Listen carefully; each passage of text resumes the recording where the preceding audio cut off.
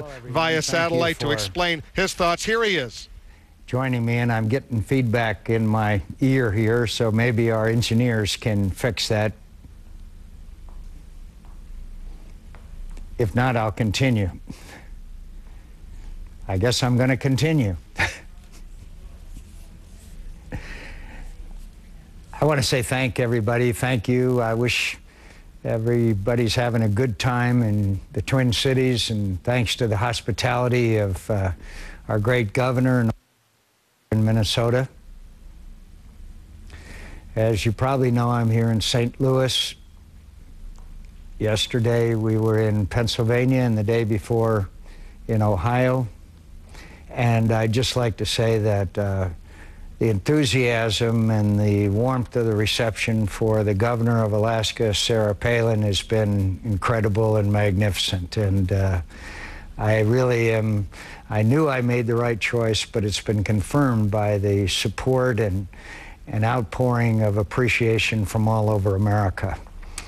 As you well know, we are facing a great national challenge and the possibility of a great national natural disaster. And I just received a briefing down in Jackson, Mississippi, along with Governor Haley Barbour.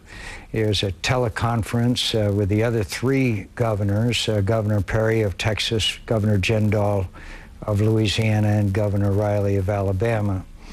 I'm happy to report to you that the coordination and the work that's being done at all levels appears to me to be excellent.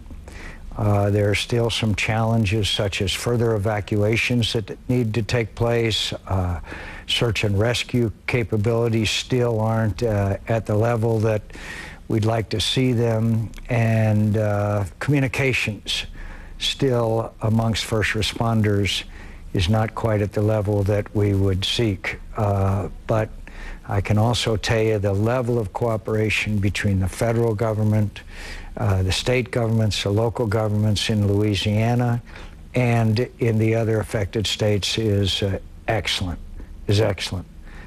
And I have every expectation that we will not see the mistakes of Katrina repeated. In fact, I'm very optimistic that we will see a degree of cooperation and effort on behalf of any victims, of anyone whose lives are touched by this great natural disaster, that we continue to do, as Governor Haley Barbour said the other day, he said today, pray for the best and prepare for the worst. And I think that's what we are doing as a nation. And as you know, the hurricane is supposed to hit sometime tomorrow, roughly noon, and the tropical storm stage is supposed to be reached sometime late tonight. And one of the things we know about hurricanes is that many times they do the unpredictable. 3 out of the last 4 hurricanes have veered to the east in the last several hours on their path. So we don't know, of course, exactly what's going to happen, but as Governor Haley Barbour said, the outstanding governor of the state of Mississippi said, we'll pray for the best and prepare for the worst. So, of course, this is a time when we have to do away with our party politics, and we have to act as Americans. We have to join with 300 million other Americans on behalf of our fellow citizens. It's a time for action. So we're going to suspend most of our activities tomorrow, except for those absolutely necessary. Rick Davis, our campaign manager, will be coming on right after me to tell you about the details of it. But I know you agree with me. It's time to open our hearts, our efforts, our wallets, our concern, our care for those American citizens who are now under the shadow of the probability of a natural disaster.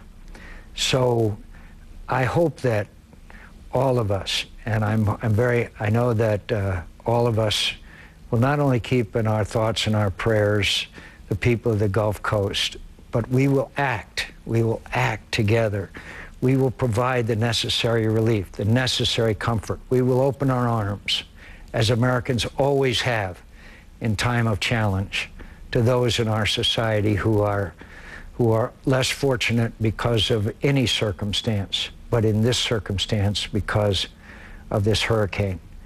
So ahead of time, I want to thank all my fellow Republicans as we take off our Republican hats and put on our American hats. And we say, America, we're with you. America, we're going to care for these people in their time of need. And we're going to display it in every possible way, as Americans always have and Americans always will.